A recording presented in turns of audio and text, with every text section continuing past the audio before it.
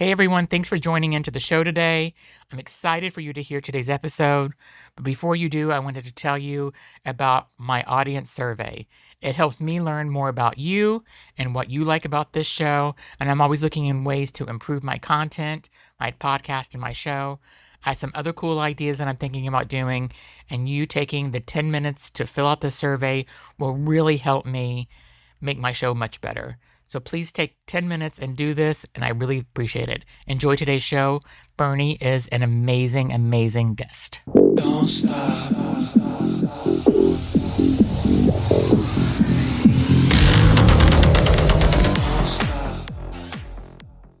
next downtown number 2 will arrive in 1 minute. Please stand away from the platform edge.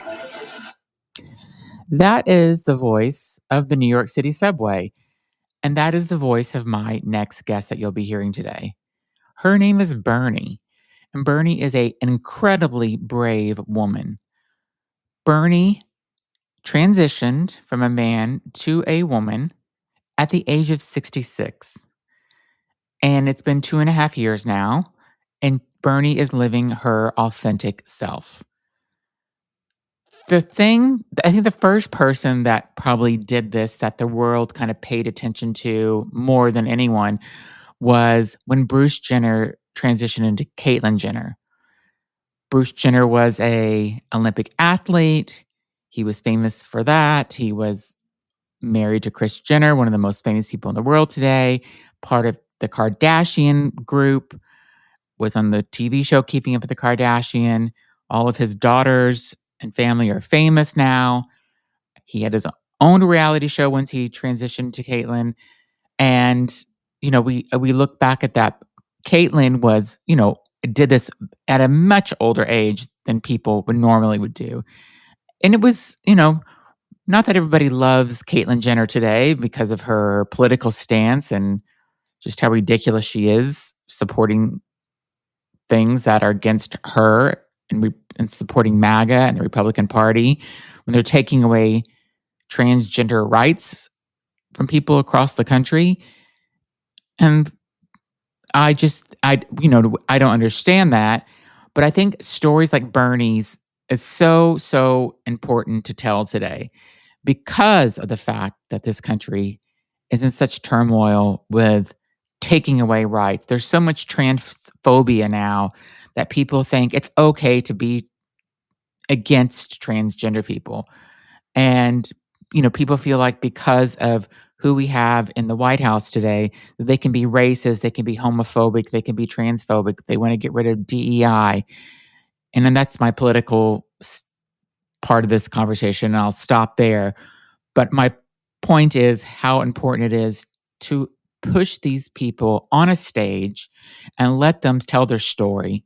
And let's recognize the bravery that it took for someone like Bernie to come out as her true authentic self at the age of 66. She talks about in her interview how she was, married to a woman. She talks about that she has children and she lives in a small town in New Jersey. And all those things, I think, made it even more difficult. At least I think it would make it more difficult for her to come out as who she really is. I will say that it wasn't until about 15 years ago or so, whenever I finally, I don't want to say accepted, but maybe understood a person that transitioned from one sex to the other. And I guess I always thought, I lived in South Beach in the 90s. I was in gay bars and LGBTQ plus bars, every night of the week when I was in college. And, when I moved to New York, it's not like I've never been exposed to a transgender person. I never really took the time to think about like what they were going through. I just thought it was so extreme that you would have a surgery or even multiple surgeries to change your sex. And what if, I always thought, what if that person makes a mistake and they've had the surgery and you can't go back, and, all these things that I used to kind of think about. And it wasn't until I was living in New York City when my friend Jen came to visit me. And my friend Gina and another friend from high school was there, and we went out to dinner. And we met a person that we went to high school with, and his name was Jeff. And in high school, Jeff and I, were both probably, at least I didn't know if I was gay, and I didn't, I was questioning my sexuality at some points, but I didn't come out. I definitely wasn't gay.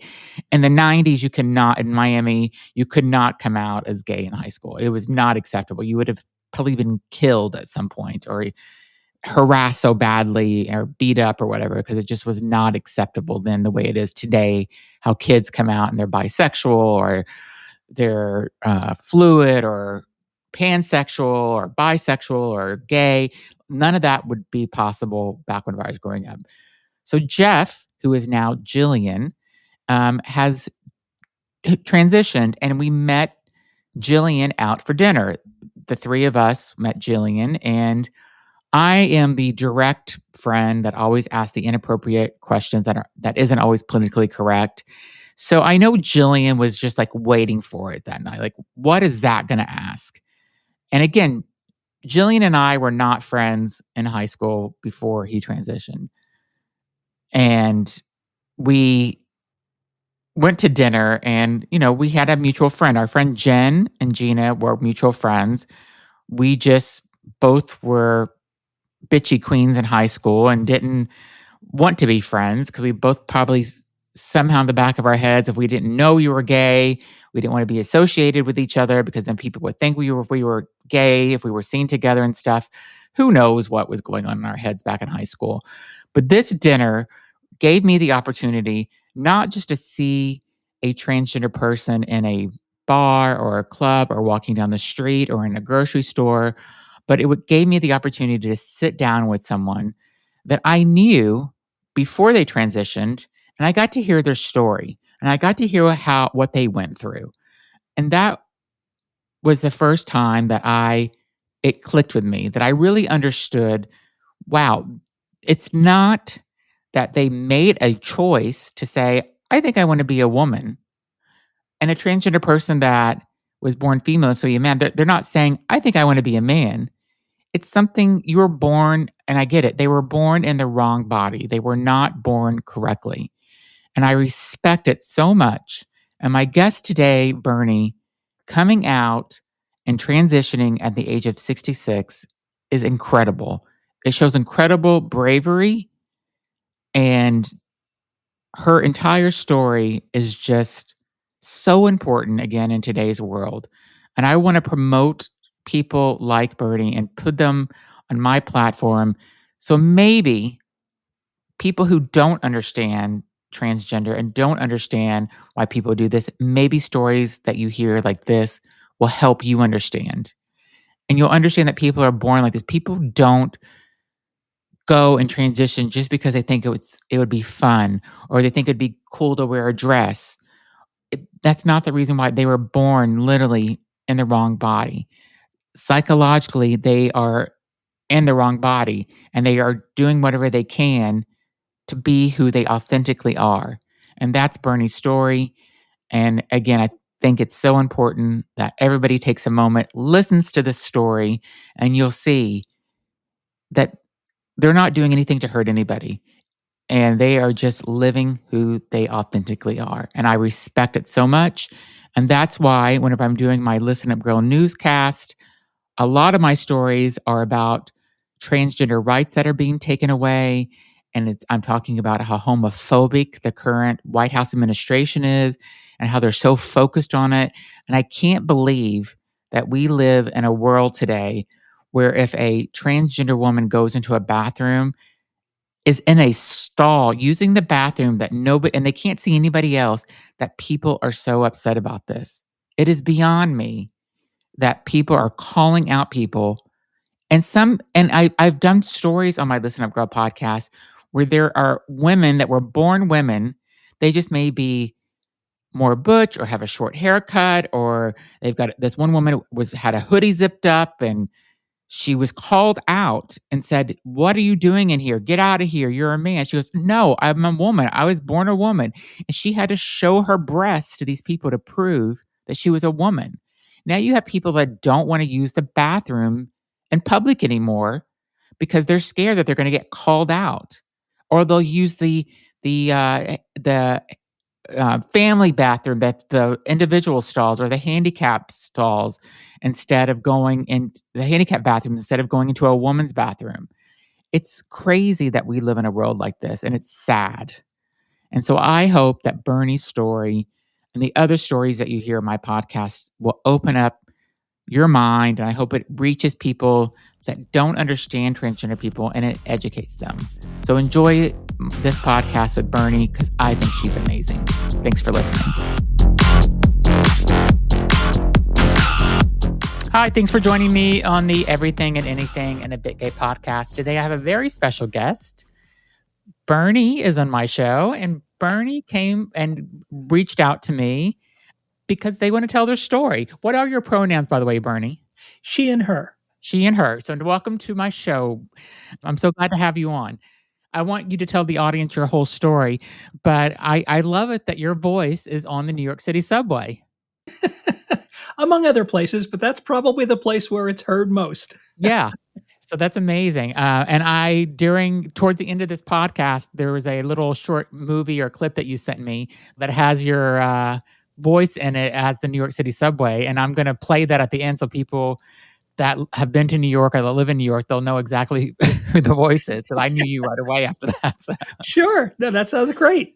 So tell me your story. So, tell my listeners your story. You have transitioned, and you are 68. Is that correct? Yes. At least as of this recording. By the time it's released, I may be 69. But okay.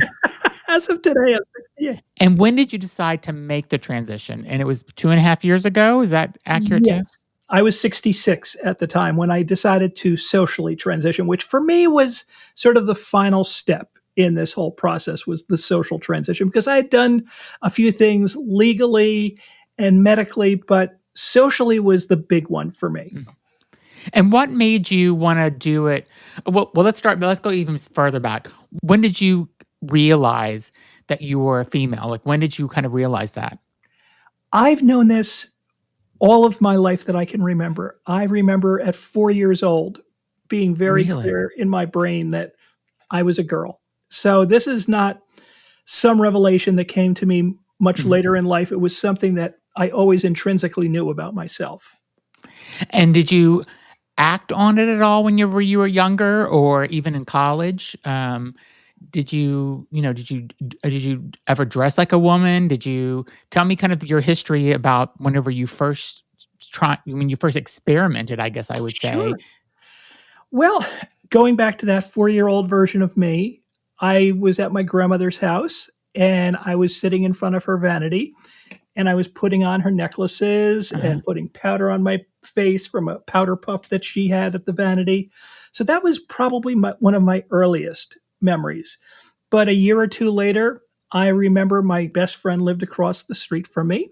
She was a girl, and I convinced her that we should exchange clothing. I don't remember what she was wearing, but the fact that it was girls' clothing was something that I wanted to be able to put on. So those are some early examples. When I was older and a little more on my own, I would go into my mom's closet and put on a skirt or something like that. But it was always with the fear that somebody would discover me. And I was terribly afraid of what would happen if someone discovered me.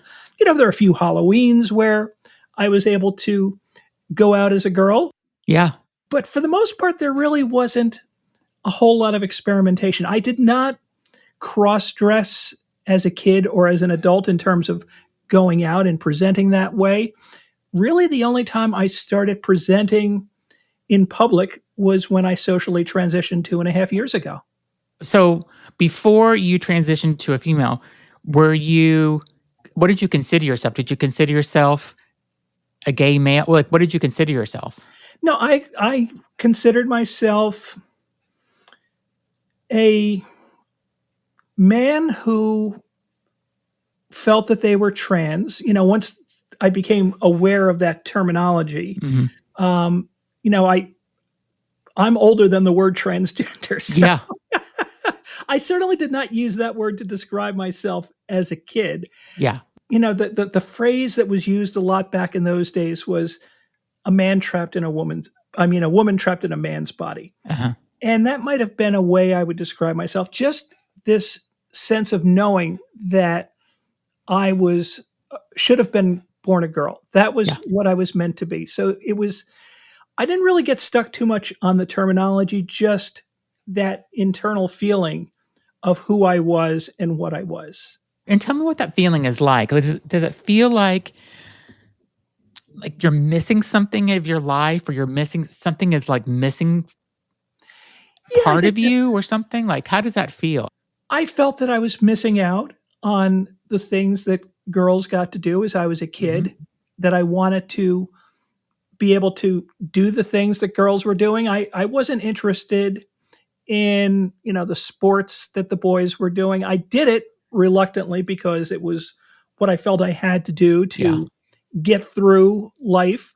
I wasn't very good at it, but I did that. I just kind of went on with that feeling of that's who I was. And I always tried to read as much as I could. Back in the days before the internet, it was really difficult to get information about people like myself. And to find people like you as well, Oh, right? yeah, very much so.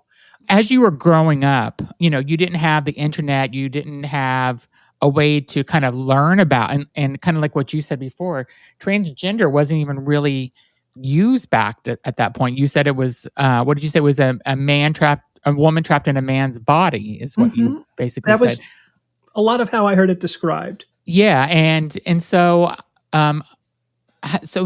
people today are fortunate enough to have the internet and can meet people in the community and to research and also look at what other article. I mean, there's a million articles out now, good and bad, coming out from this government. So tell me, like, what you were doing as you were growing up, trying to explore it, even to educate yourself.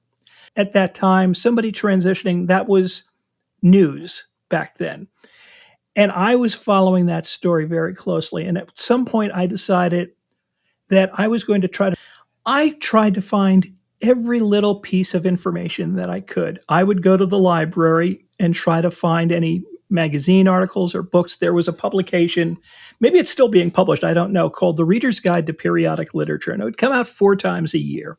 Hmm. And it had an index of magazine stories. So every time a new one of these would come out, I would go to my local library and look up articles, which at that time were categorized under sex change. That was how they were categorized. And I would hope that somewhere in the library they were subscribing to this magazine and that particular edition was on the shelves. And if it was, I would just devour that information. Hmm. There was a story that came out in actually more like the early 1970s. A teacher in a neighboring school district here in New Jersey by the name of Paula Grossman. And she was a music teacher in an elementary school. And she had transitioned in the break between the end of the one semester and the start of the next school year. And I was just reading that story about her because it was being covered quite heavily in the local media, just trying to learn a little bit more about her because she was the first person that I had ever known locally that was trans. And I wanted to learn more about this.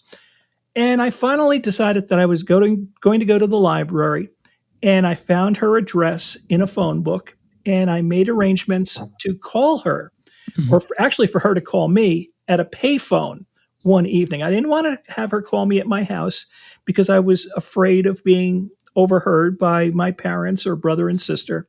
So we made arrangements for her to call me at a payphone, and she did.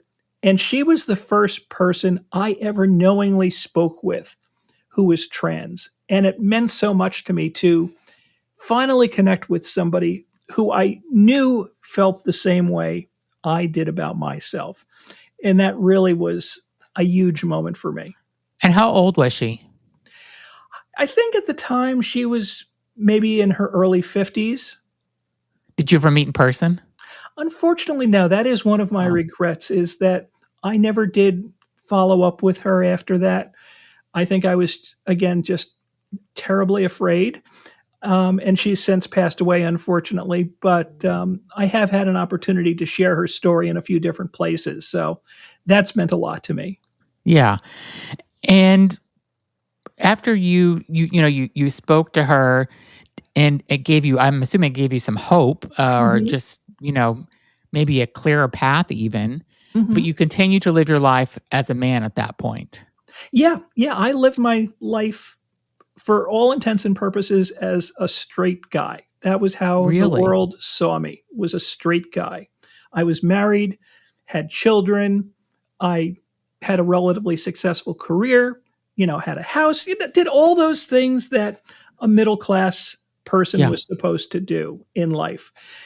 Had a lot of friendships with both men and women, and I don't think anybody suspected that there was anything different about me. So when I finally started coming out and sharing this with people, it was something of a surprise and a revelation to many of them. And did you have any friends that didn't accept it?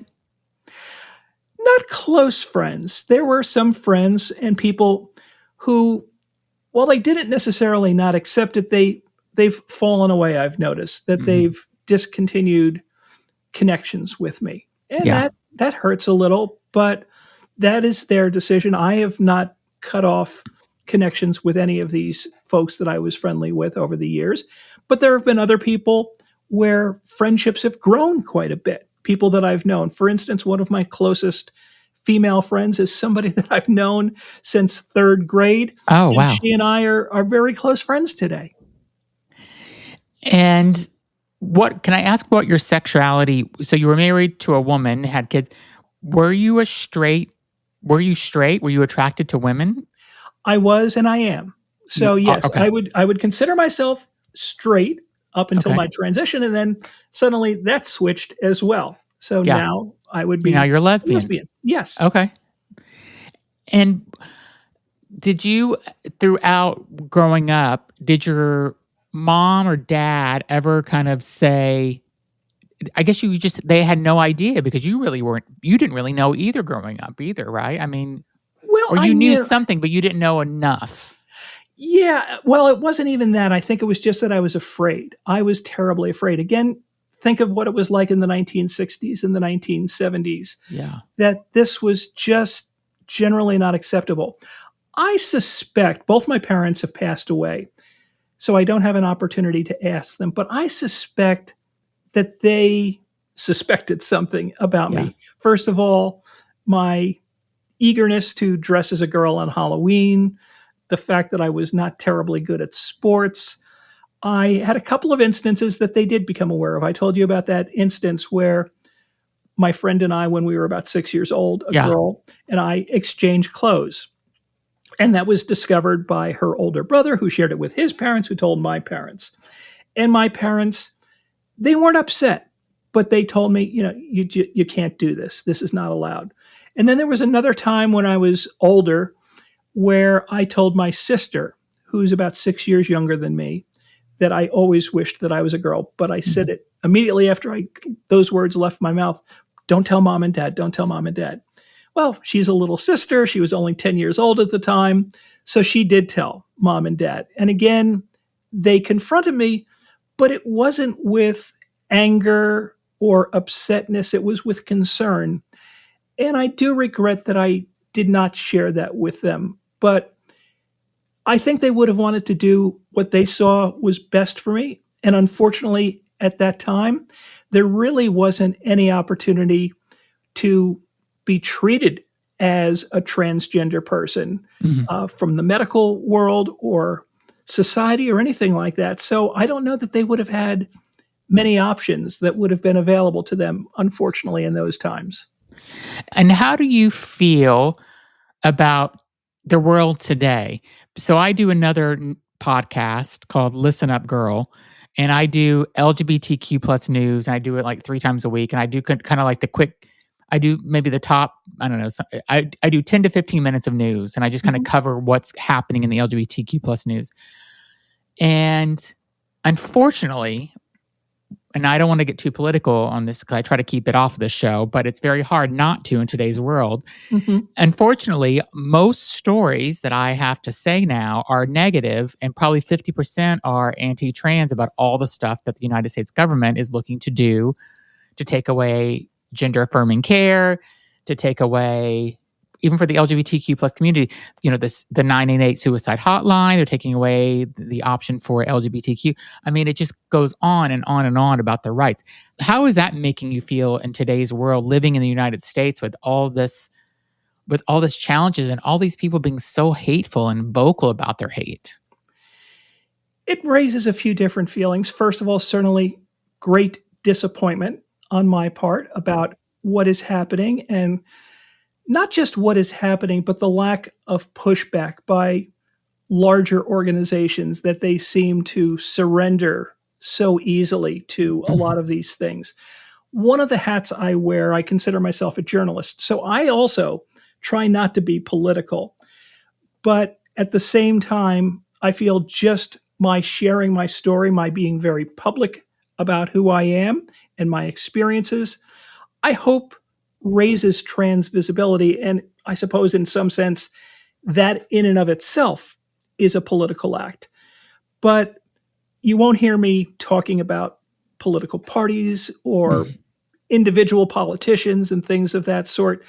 What I want to do when I share my story is share my humanity, because I think that's the most powerful thing that I can do, is telling people what my experiences have been, what my life is like now.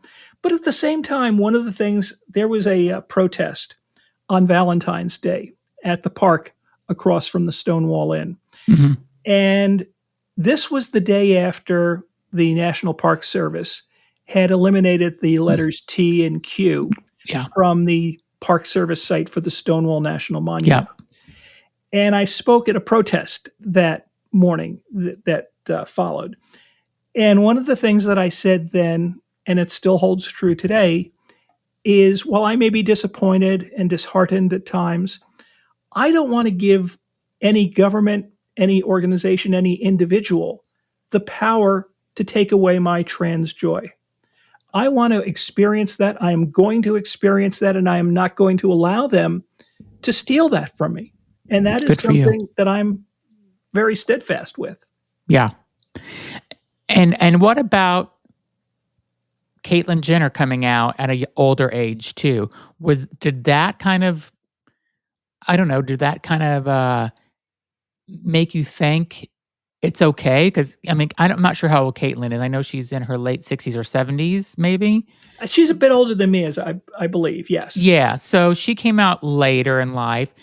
A public Olympian with the Kardashians, very high profile visibility, and it's great that Caitlyn did that. And did that kind of give you like a little bit of a push to maybe be who you wanted to be at a later age in life? I remember following her story very closely, certainly her interview on TV with Diane Sawyer. I watched that with great interest. But I don't think that really had that much of an impact in terms of me deciding what I was going to do. I think what had an impact on me were things that were much more personal.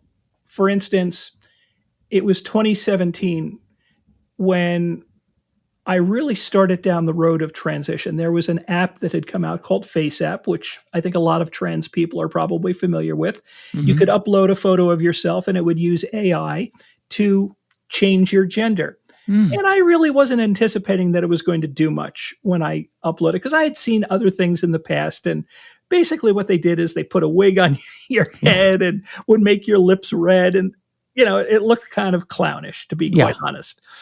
So I was not anticipating that this was going to do anything wonderful. But after I uploaded that photo and I saw what it returned, I saw what I felt was the first time a realistic representation of how I might look as a woman. Because one of my big fears was that if I did transition, I would look like a clown, that I would be an object of ridicule. And when I saw this photo, it showed me a resemblance to my mom, which I had not seen before. And I saw myself under that photo, so to speak. So that really made a big difference. And it started a very slow, relatively speaking, process of my transitioning. First I did the lowest dose possible of hormones so that I could see if just having estrogen in my system perhaps would lower the need to want to transition. I legally changed my name to Bernie. It's the name I've always gone by, but legally getting rid of my male name and just using Bernie exclusively, because Bernie can also be short for Bernadette. Yeah. So I felt, okay, that's something. I changed my driver's license. I did all these other things, and social transition for me was the final step. It was the most important step, though, because trans people, we come from a lot of different perspectives. And for me, I think what I suffered the most from was not body dysmorphia, but social dysmorphia. I wanted to be seen as a woman, accepted by the world as a woman. And it wasn't until I actually socially transitioned that I found what I had always been craving.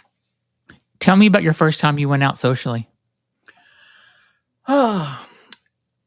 The first time, and this was what convinced me that I was going to finally socially transition, it was November of 2022.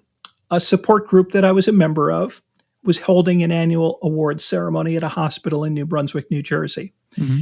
And I had been to this in years past. This was the first time they were holding it in person following the COVID pandemic. And it was always described as a semi-formal affair. Mm-hmm. So in the past, I'd gone in a jacket and tie. But all these people knew who I was. They knew my story. They knew I was trans. And I felt, well, this is a safe place. Maybe I can do something that would be a little bit different. So I reached out to an older trans female friend and said to her, I'd like to add a little feminine flair to whatever I go dressed as, figuring maybe I would wear a scarf instead of a tie. I don't know what it was, but something, at least something that was a little bit different. And she surprised me by saying, you come down to my house before the event. I will have a dress for you. I will do your makeup. Go get a wig. I went to, it was right around Halloween time. So I went to Party City and bought this cheap wig. And I went down to her house. Another friend had donated her real wig, so I didn't have to wear this terrible looking Halloween type wig. And she gave me a dress, did my makeup, and I went to this event for the first time in public outside of Halloween, presenting as the person I always felt myself to be on the inside. And I had a tremendous reception from all those people who were there because, again, this was a very open and accepting group. It was a relatively low pressure type of event to come out at. Yeah. And it felt great. But after the event was over, I had to go back to her house and change back into my boy clothes. I describe it as my Cinderella night because if you know the story of Cinderella, her fairy godmother comes along and moves the wand and she has a beautiful gown and a pumpkin turns into a coach, but she had to be back by midnight. Well, sort of that was what happened with me. I had to be back by midnight and I had to go back to my boy clothes. But that was the night I decided that I was going to socially transition. So that was just about 2 months before I actually socially transitioned. And we'll be right back. Okay, and now back to the show. I can imagine the nerves and the anxiety, though, going out, even though you knew these people and you thought they would accept it. I could just imagine just how you felt. I mean, it must have been so... And was it a sense of relief once you kind of got in there and you seen that everybody was just like, okay? Yeah, I think it was very much like that. The little caveat that came with that, though, was after the event ended and we were going to go back to my friend's house, she wanted to stop off for a bite to eat. So now I'm going into a place where I don't know what kind of a reaction I'm going to receive. Mm-hmm. And I was very nervous about that. We went into a diner and I had to order, and I really had not done a lot with my voice to that point. So I was very nervous about that, but I had no problems. I didn't see anybody staring at me. And it came off relatively well. So that was even in some ways more nerve-wracking than the event, because these were people I did not know. I had no idea what their politics were, where they stood on this. So that was a bit scary. So you live in the New Jersey, New York area, right? And, it's a more, I think it's more accepting than other parts of the country, especially New York City. Yes. And, have you ever thought about, like, if you, like, when you travel and you leave the tri-state area that you live in now, let's say you have to go to, I don't know, let me think of a state that, let's say you had to go to Alabama. Florida, exactly. Let's say you go to Florida. Even though it depends on where you go in Florida. I grew up in Miami, and it would be fine if you went to Miami, or at least it was. I mean, I haven't lived there in a long time, so I shouldn't say that. But let's say you went to Florida, North Florida, and how does that worry you at all? Do you ever have any kind of anxiety or fear whenever you go? I mean, me as a gay man, if I, one of my best friend lives in Alabama, and her entire family knows I'm gay and loves me and doesn't care, and they're open and they don't care about anything like that. But I'd be a little, nervous going to visit her. I've never gone to visit her, and we've been friends since the 6th grade.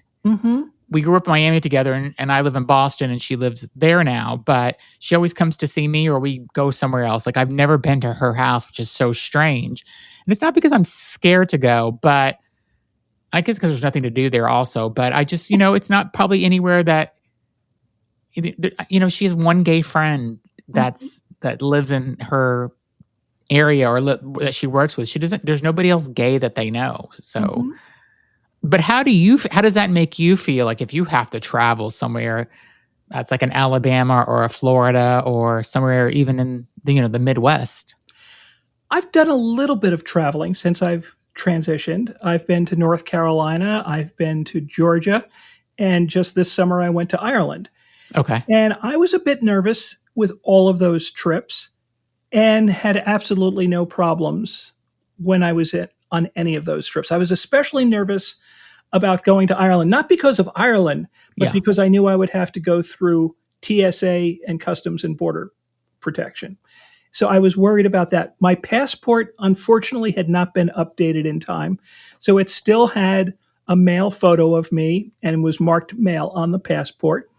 And outside of having to go to a secondary person to pass, so to speak, I had no problems. I had no issues getting into Ireland. The inspector at Irish Immigration kept on looking down and up between my passport and my face, which obviously did not match.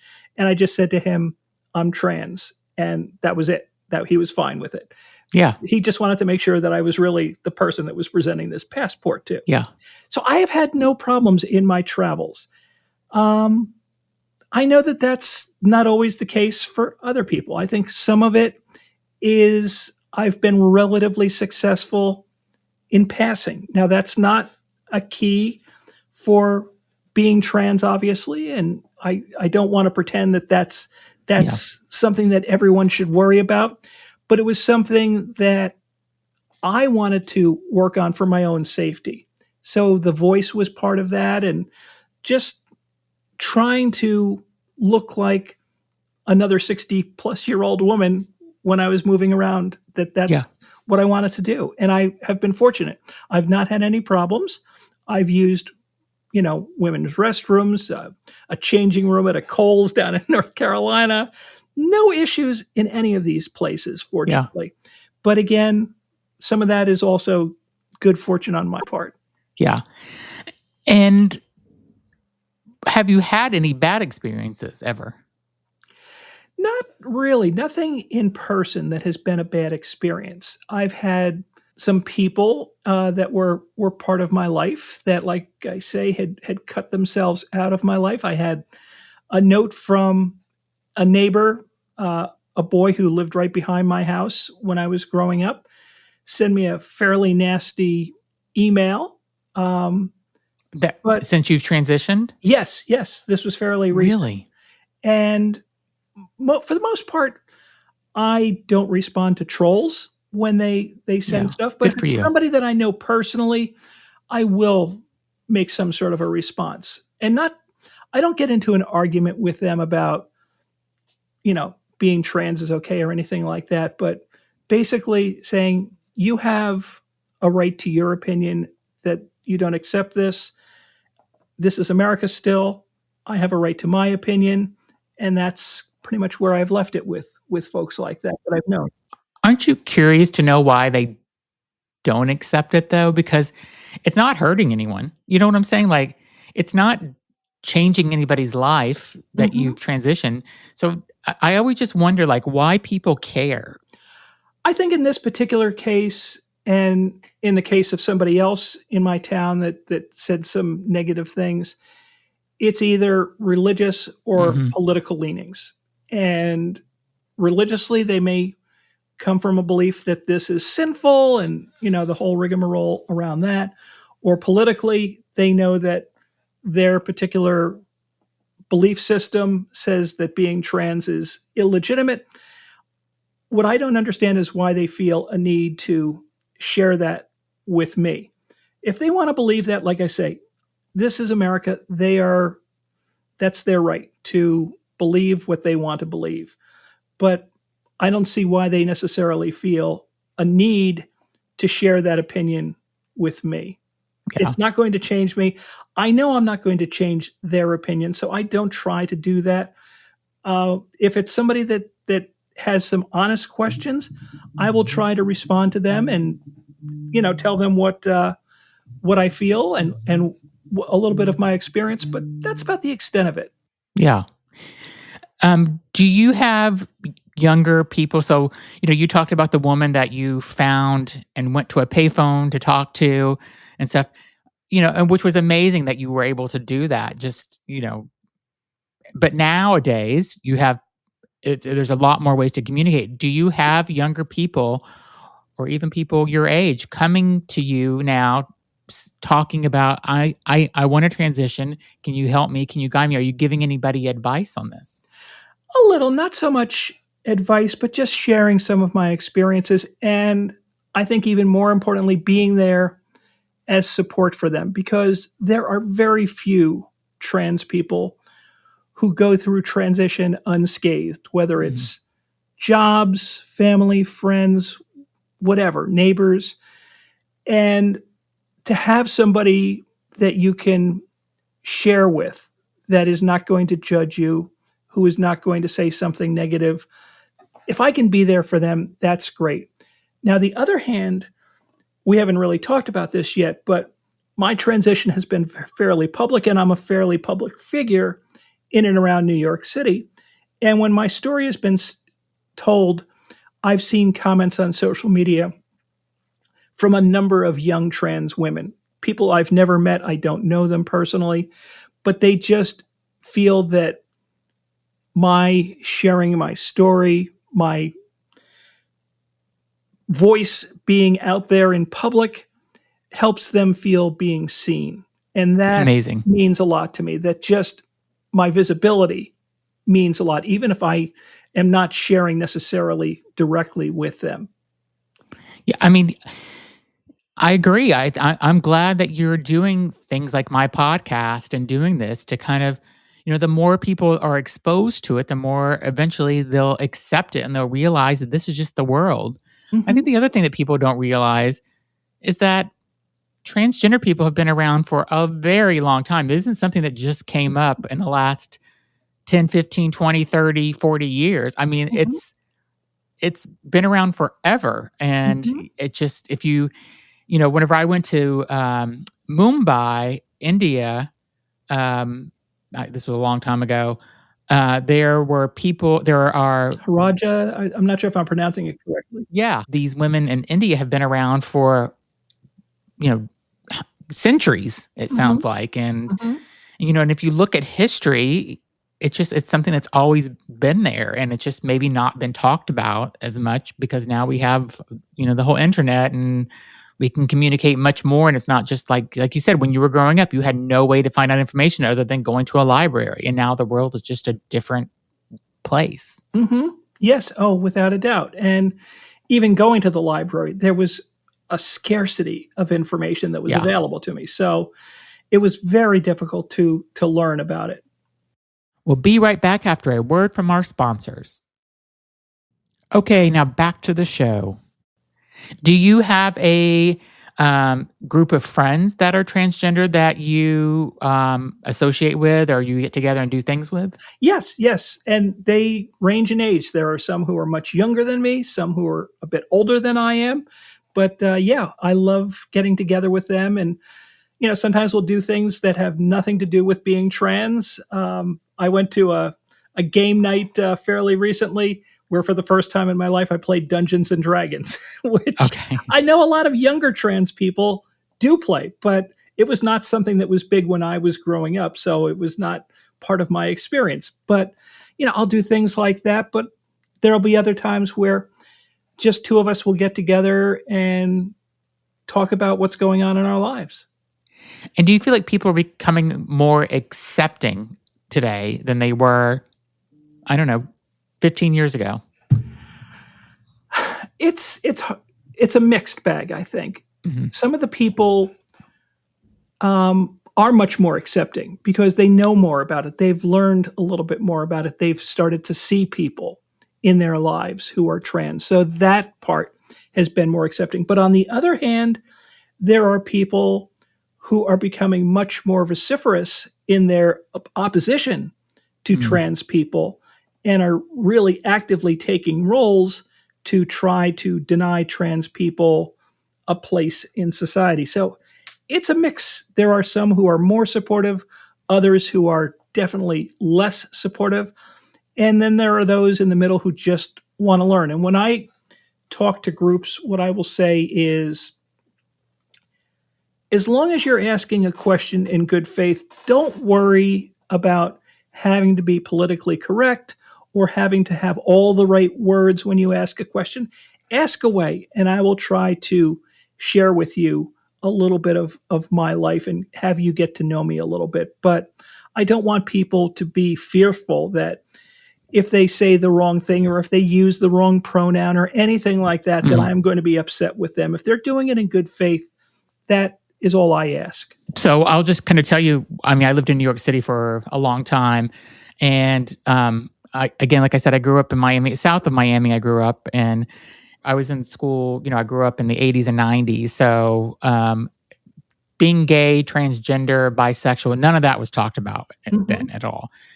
Now I know kids are coming out um, in middle school now and saying that they're not sure what their sexuality is or whatever. And it's such a different world now.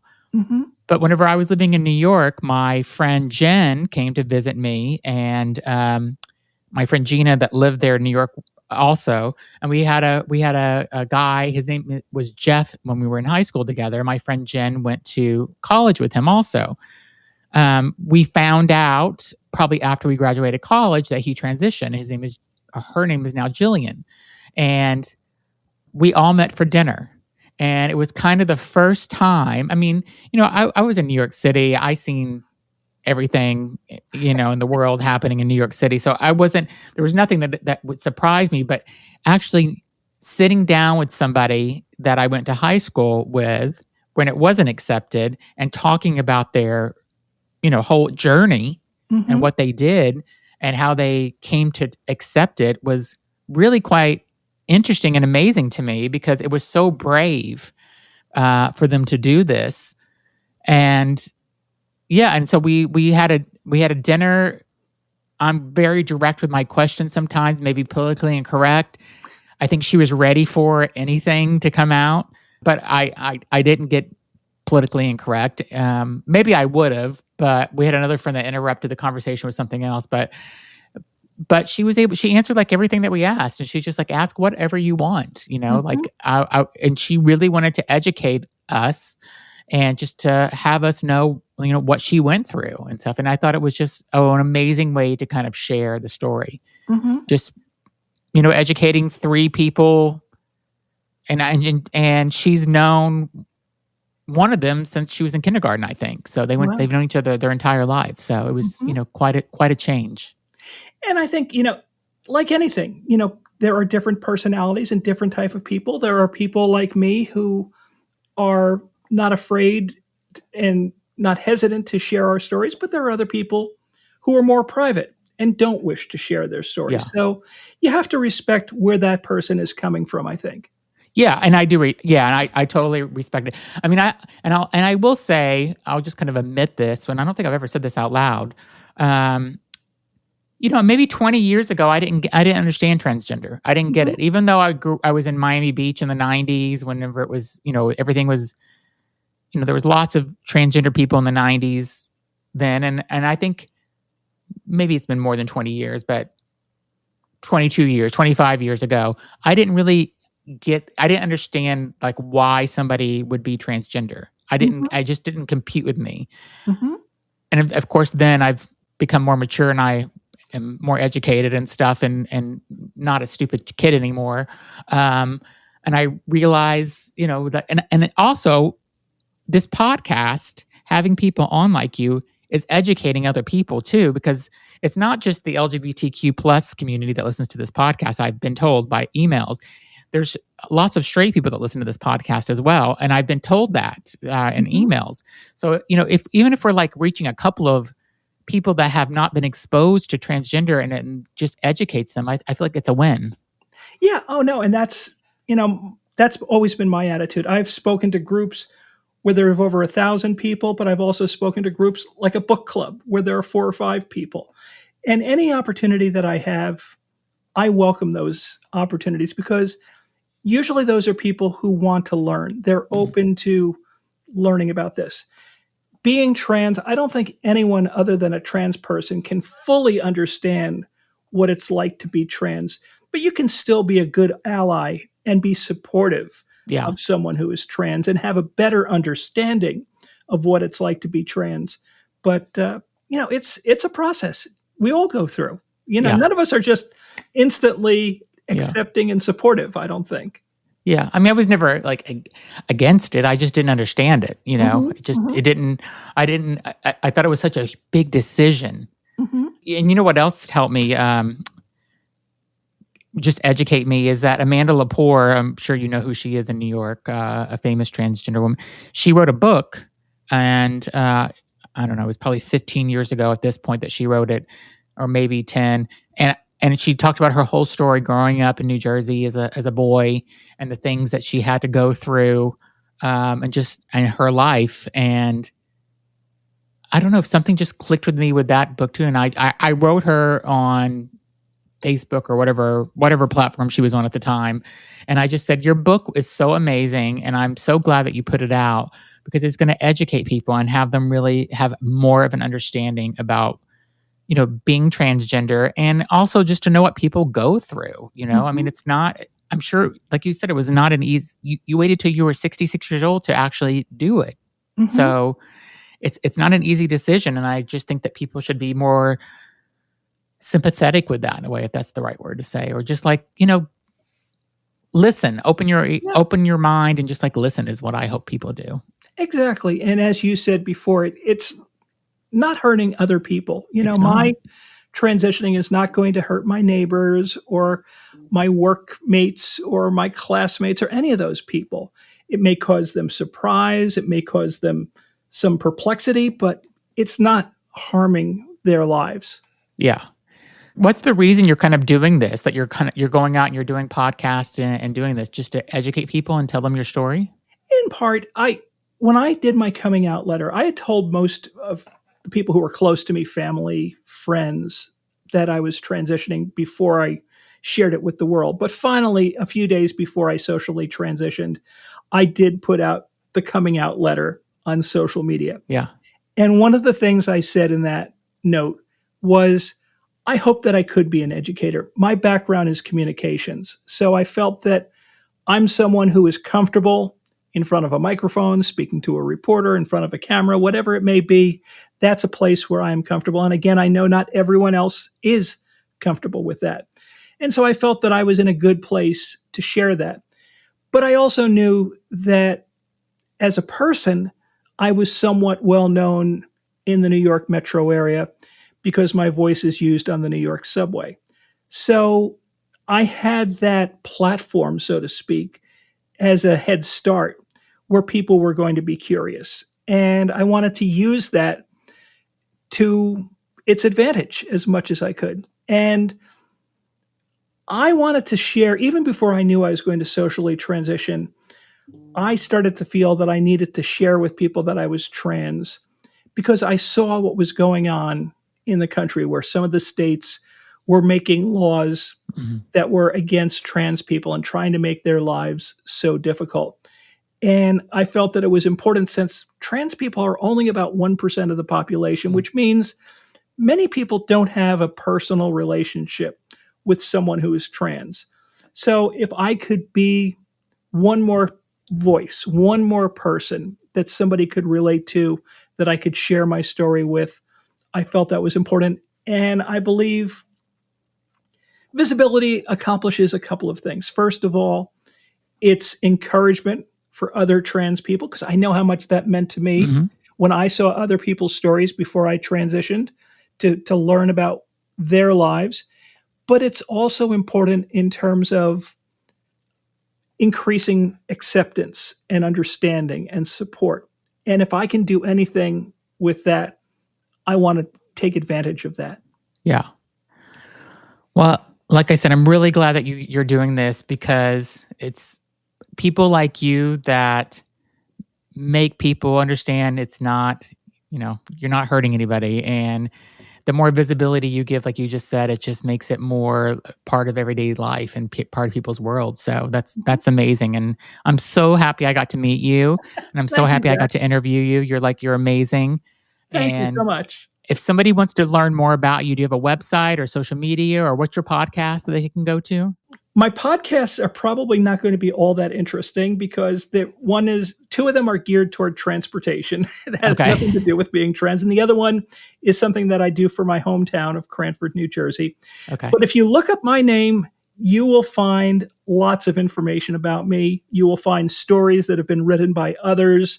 You'll find videos that I've done. So you can find a lot of information about me that's online simply by plugging in my name to your favorite search engine. Great. And do you mind if I take that video and put it in the description of the podcast so people Yeah. can watch that little 3 or 4 minute video that you sent? No, that would be great. That was something that, again, came up as a surprise, and it's been very well received. It's won several Clio awards. Yeah. It's had quite an impact. So I'm very thankful for that. Yeah. I showed it to my husband.